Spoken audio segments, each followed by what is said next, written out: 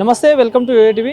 The donkey palace అనే ఒక company through కూడా డాంకీల పేరుతో, డాంకీ పాల పేరుతో కూడా వీళ్ళ భారీ ఎత్తున అయితే కుంభకోణం జరిగిందంటూ కూడా బాధితులు చాలామంది ఇక్కడ సోమాజిగూడ ప్రెస్ క్లబ్కి రావడం జరిగింది. అయితే తెలంగాణ, ఆంధ్రప్రదేశ్, మహారాష్ట్ర, తమిళనాడు, కర్ణాటక ఈ అన్ని రాష్ట్రాలలో కూడా చాలామంది దగ్గర 400 పైన ఫ్యామిలీలు కూడా ఇందులో ఇన్వెస్ట్మెంట్ చేసి కూడా మోసపోయామంటూ కూడా వాళ్ళు బాధపడుతూ ఉన్నారు. సో వాళ్ళతో పాటే మనతో పాటు ఉన్నారు. అన్న, మీ పేరేంటిది, ఎక్కడ నుండి మీరు అసలు? సార్, నా పేరు సాయిబాబు అండి. నేను బెంగళూరు నుంచి వచ్చాను. ఏంది మరి ఇప్పుడు అంటే ఈ డాంకీ పాలదని ఒక నడుస్తుంది, మీరు మోసపోయామంటున్నారు. సో ఎట్లా నమ్మారు? సో ఎంత ఇన్వెస్ట్మెంట్ చేశారు? యాక్చువల్లీ సార్, నేను ప్రైవేట్ కంపెనీలో జాబ్ చేస్తాను. సో నా స్నేహితులు కూడా కుప్పం మాకు దగ్గరలో ఉండటం వలన ఒక రైతు కుటుంబంలో నుంచి వాళ్ళు బాగా 20 సంవత్సరాల నుంచి నేను వెళ్ళి వస్తూ ఉండటం వలన కుప్పం నా స్నేహితులతో కలిసి ఇన్వెస్ట్మెంట్ చేశాను. వాళ్ళే అంతా చూసుకుంటూ ఉంటారు. అయితే నేను ఆదివారం సెలవు ఉన్నప్పుడు వెళ్తూ ఉండేవాడిని, చూస్తూ ఉండేవాడిని. అయితే ఫస్ట్ 3 నెలలు శాలరీలు బాగా వచ్చినాయి. సో దాంట్లో బాగా ఇంట్రెస్ట్ చూపించి నేను 26 లక్షలు పెట్టాను. నా స్నేహితులంతా కలిపి వాళ్ళకి 26 లక్షలు, టోటల్ 52 లక్షలు నేను పెట్టాను. నా స్నేహితులు 26 లక్షలు, టోటల్ 52 లక్షలు పెట్టాను సార్. సో యూట్యూబ్ ద్వారా దీన్ని ఎక్కువ కట్టుకథలన్నా యూట్యూబ్లో పెట్టేసేసి 2023 మే 13వ తారీఖున తిరునెల్వేలి కలెక్టర్ ద్వారా ఓపెన్ చేయించారు సార్. కలెక్టర్ ఓపెన్ చేశారు. కలెక్టర్ ఓపెన్ చేసి ఇది ఎన్ఆర్సి ఫుడ్ ప్రాసెసింగ్ సంబంధించి FSSI ఫాసోయి డైరెక్టరే వచ్చి ఇనాగ్రేట్లో ఉన్నారు. సో ఒక ఎన్ఆర్సి డైరెక్టరు ప్లస్ ఒక డిస్ట్రిక్ట్ కలెక్టరే వచ్చి ఓపెన్ చేశారు కదా. రైతులు వీడియోలో చూసాం సార్. ఇక ఆ తర్వాత చూసి నేను కాల్ చేయడం జరిగింది గిరిసుందర్ అనేటువంటి వ్యక్తి. ఆ గిరిసుందర్ అనేటువంటి అతను ఒక శనీశ్వరులాగా మా పాలిట దాపరించి రైతు కుటుంబాలని నేను ఎందుకు బాధపడుతున్నానంటే, దీనికి అంటే వాళ్ళు మిమ్మల్ని అప్రోచ్ అయ్యారా, మీరు వాళ్ళని అప్రోచ్ అయ్యారా అసలు దీని గురించి? సార్, ఇది డాంకీ మిల్క్ అనేటువంటి కాన్సెప్ట్ బాగుందని యూట్యూబ్లో చూసి మేమే ఫోన్ చేయడం జరిగింది సార్. మేమే ఫోన్ చేయడం జరిగింది. సో ఫోన్ చేసినాక ఇక వాళ్ళు మమ్మల్ని అట్రాక్ట్ చేసి ఈ మాయలో మమ్మల్ని ముంచారు. నా స్నేహితులు 3 పార్ట్నర్లు పాపం ఎవరైతే కుప్పంలో ఈ వ్యవసాయం చేస్తున్నారో వాళ్ళు వచ్చేసేసి వాళ్ళ తమ్ముడు ఫీజు కట్టలేక 40,000 సూసైడ్ చేసుకొని తమిళనాడు వేలూరు హాస్పిటల్ ఐసీయూలో ఉన్నాడు సార్. ఎనీ టైం అతను చనిపోవచ్చు అనే ఒక బాధతో నేను తట్టుకోలేక ఇక్కడికి పరిగెత్తుకుంటూ నేను రావటం జరిగింది. రైతులందరూ వస్తున్నారని నేను నా ధర్మంగా నేను జాయిన్ అవటం జరిగింది సార్. మరి అంటే దీనికి సంబంధించిన భారీ ఎత్తులో మీరు ఇంత అమౌంట్ ఇన్వెస్ట్మెంట్ చేశారు, వాళ్ళు రెస్పాండ్ అవుతున్నారా, వాళ్ళు ఎక్కడ ఉన్నారు అసలు? సార్, ఇది ఒక గ్యాంగు. యు బాబు అనేటువంటి అతను ఫౌండరు. అతను వచ్చేసి తిరునెల్వేలి ఉంటాడు. గిరిసుందర్ అనేటువంటి అతను వచ్చేసేసి కోయంబత్తూరులో ఉంటాడు, ఈరోడ్లో. సోనికారెడ్డి అనే అమ్మాయి ఇతను గిరిసుందర్ సార్. ఇతనే మమ్మల్ని 5.5 లక్షలు కట్టించుకున్నాడు.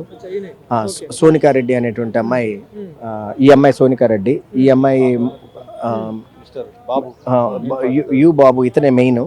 చాలా అన్నిటికీ మూలకారకుడు ఇతనే. తర్వాత మాట్లాడారు వీళ్ళలో? నేను ఇతనితో మాట్లాడటం జరిగింది సార్. ఇతనితో చాలా నమ్మకంగా మీకు 6 నెలల్లో మీరు పెట్టిన ఇన్వెస్ట్మెంట్ మొత్తం డబుల్ అయిపోతుంది. ప్లస్ మేము ఒకటే ఆలోచించాము సార్. ఒక రైతులుగా, ఒక రైతు బిడ్డగా ఏం ఆలోచించానంటే, మనము పాల మీద పెట్టుబడి పెడుతున్నాము. పాలు అనేటువంటివి సమాజానికి ఉపయోగపడతాయి. ఇమ్యూనిటీ, చిన్నపిల్లలకి గాడిద పాలు ఇమ్యూనిటీ అనేటువంటి ఒక కాన్సెప్ట్తో రైతులతో నేను జతగా చేరటం జరిగింది. కానీ ఇది పెద్ద ఫ్రాడు, మోసము, కుంభకోణం. అసలు గాడిద పాలకి అసలు లైసెన్సే లేదు సార్. వీళ్ళు ఇదంతా మీరు ముందు చూసుకోలేదు అంటే? మరి ఇదంతా ముందు అప్పుడు యూట్యూబ్లో తెలియదు. గాడిద పాలు అనేటువంటి దానికి అసలు లైసెన్సే లేదు సార్. వీళ్ళు పెట్ యానిమల్ అనేటువంటిది డాక్యుమెంట్ చూడండి. పెట్ యానిమల్ అనేటువంటి దాని మీద తీసుకొని ఈ గాడిద పాల బిజినెస్ని వీళ్ళు స్టార్ట్ చేయడం జరిగింది. ఇవన్నీ మాకు తర్వాత తెలియటం జరిగింది. సో తెలిసిన కానీ మరి ఎవరైనా కలిసారా అంటే పోలీసులు కానీ, ఇప్పుడు పెద్ద పెద్ద అధికారులు, కలెక్టర్ కూడా వచ్చారంటున్నారు ఇనాగ్రేషన్. మరి అట్లాంటి వాళ్ళు ఎవరైనా అప్రోచ్ అయ్యారా? మరి తిరునెల్వేలి కలెక్టర్ గారి దగ్గర కంప్లైంట్ చేయడం జరిగింది, కార్తికేయన్ గారికి, పోయిన సంవత్సరం. ఆయన తర్వాత సెల్బరాసన్ సార్ అని ఎస్పీకి కంప్లైంట్ చేయడం జరిగింది. సెల్బరాసన్ గారు మాకు డిఎస్పీని మేడంని పంపించారు. మేడం 3 నెలలు పరిశోధన చేసి లాస్ట్లో ఈ కేసు మా వల్ల కాదు, మేమేం చేయలేము, మీరు మీ లోకల్ పోలీసులో కేసు పెట్టుకోండి అని మేడం చెప్పడం జరిగింది. సో దీనివల్ల మేము అంటే మీ స్టేట్లో వాళ్ళని కలిసారా మరి? ఇక తర్వాత అందరం మోసపోయామని ఆంధ్ర, తెలంగాణ రైతు సోదరులు అందరం కలిసి ఎట్లాగైనా సరే దీన్ని ఒక దగ్గరికి తీసుకురావాలని ఈరోజు సోమాజిగూడ ప్రెస్ క్లబ్కి మా ఈశ్వర్జీ గారు, మా రైతు సోదరులు, మా మల్లేష్ గారు, మా తెలంగాణ మా స్నేహితులతో కలిసి న్యాయం జరుగుతుంది. ఇక్కడ రేవంత్ రెడ్డి సార్ మాకు న్యాయం చేస్తారు. రేవంత్ రెడ్డి సార్ రైతు బాంధవుడు అనేటువంటి ఒక నమ్మకంతో మేము మీ టీవీ ద్వారా మేము రిక్వెస్ట్ చేస్తున్నాం సార్. ఎన్ని ఫ్యామిలీస్ ఉన్నాయి సార్ మొత్తం ఇందులో, అసలు ఎంత అమౌంట్? తెలంగాణ ఆంధ్ర రైతులు 400 కుటుంబాలు రోడ్డున పడ్డాయి సార్. దయచేసి ఈ 100 కోట్ల కుంభకోణానికి చెందినటువంటి ఈ 5గురిని ఒకసారి పిలిచి విచారించి ఎందుకు ఇట్లా రైతులకు మోసం జరిగింది వాళ్ళని మేము ఎన్నోసార్లు రిక్వెస్ట్ చేసుకున్నాం సార్. మీరు హైదరాబాద్ రండి, మీరు విజయవాడ రండి. వాళ్ళు వాట్సాప్లో రిప్లై ఇస్తారు సార్ 3 రోజులకి 4 రోజులకి. మీరు దయచేసి రండి, మీరు హైదరాబాద్ రండి, మీరు విజయవాడ రండి, రైతులతో కూర్చోండి, మాట్లాడండి.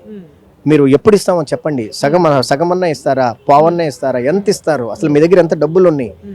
వాళ్ళు ఈ నెల ఇస్తాము, ఈ వారం ఇస్తాము, డోంట్ వరీ అని అబద్ధాలు చెప్పుకొని ఒక గజ దొంగలాగా మాకు నిద్ర లేనటువంటి రాత్రులతో ఉండి మమ్మల్ని అందరినీ ఇంత మానసికంగా ఇబ్బంది పెడుతున్నాడు సార్. సార్ ఇంకోటి, ఇప్పుడు మీరు అమౌంట్ కట్టారు అంత అయిపోయింది అంటే ఏవైతే గాడిదలైనా మీకు వచ్చాయా మరి మీ దగ్గర? సార్ అంటే ఇప్పుడు గాడిదలు అంటే ఇప్పుడు వాటికి పోషణ ఎక్కువ సార్. అతను మాకు డబ్బులు ఇవ్వటం లేదు. ఒక గాడిదకి మేత వేయటానికి ఒక రోజుకి ఒక 100-200 రూపాయలు కావాలి. 60 గాడిదలు 70 గాడిదలు పెట్టుకుంటే ఒక రోజుకి 5,000-6,000 రూపాయలు కావాలి సార్. ఒక నెలకి 1,00,000 రూపాయలు గాడిదని పోషించడానికే పోతుంది సార్. సో సామాన్యమైనటువంటి పేద రైతులు వాళ్ళు గాడిదలు ఎందుకు పెట్టుకున్నారు, గాడిద పాలు అమ్ముకొని ₹1 బతుకుదాము పొట్టదెరువు కానీ వాళ్ళు పెట్టుకున్నారు. అట్లాంటిది ఇప్పుడు ఆ గాడిదే భారం అయినప్పుడు ఆ గాడిదలు ఎక్కడ కట్టేస్తారు? వదిలేసేసారు. వదిలితే సగం గాడిదలు బయటికి వెళ్ళిపోయినాయి, అవి వాపసు రాలేదు. వచ్చినటువంటి గాడిదలు ఆహారం లేక తిండి లేక చనిపోయినాయి. వీటన్నిటికీ కారణం ఈ బాబు, ఇతను, ఈ గిరి సుందర్, వీళ్ళిద్దరే సార్ మెయిన్. వీళ్ళిద్దరూ, ఈ అమ్మాయి, వీళ్ళు చేసినటువంటి గూడు పుట్టనే సార్. సో ఇంకోటి మరి అంటే ఇప్పుడు మిగతా రాష్ట్రాల వాళ్ళు కూడా మరి దీని మీద ఏమైనా రియాక్షన్ చూపిస్తున్నారు అక్కడికి వెళ్తే వాళ్ళ దగ్గరికి? కర్ణాటక రైతులు మోసపోయారు, తమిళనాడు రైతులు మోసపోయారు, మహారాష్ట్ర రైతులు మోసపోయారు. బట్ ఎవరికి చెప్పుకోలేక బాధపడుతున్న టైంలో మా ఈశ్వర్జీ గారు, మా మల్లేష్ గౌడ్ గారు, మా శ్రీనివాసరెడ్డి గారు, ఎంతోమంది మేమందరం కలిసి ఇక ఎట్లాగైనా సరే సోమాజిగూడ ప్రెస్ గుడికి వెళ్ళాలని మేమందరం కలిసి రైతు మిత్రులు ఒక 100 మంది ఈ రోజు ఇక్కడ రావడం జరిగింది సార్. కలిసారా మరి ఇక్కడ తెలంగాణలో ఉన్న లీడర్స్ని కానీ అధికారులను ఎవరైనా అప్రోచ్ అయ్యారా మరి ఇప్పటివరకు? ఎవరిని కలవాలో తెలియటంలా. ప్రభుత్వాలు రైతుల పక్షాన ఉంటాయి, రైతులకు న్యాయం చేస్తాయి అన్నటువంటి ఒక సదుద్దేశంతో, ప్రభుత్వం మీద ఒక నమ్మకంతో మీ ద్వారా మేము వేడుకుంటున్నాం సార్. సో ఇది ఇక్కడ పరిస్థితి. అయితే గాడిదల పాలు పేరిట కూడా భారీ ఎత్తున కుంభకోణం జరిగిందని కూడా ఇక్కడ బాధితులందరూ కూడా చెప్తున్న పరిస్థితి కనిపిస్తుంది.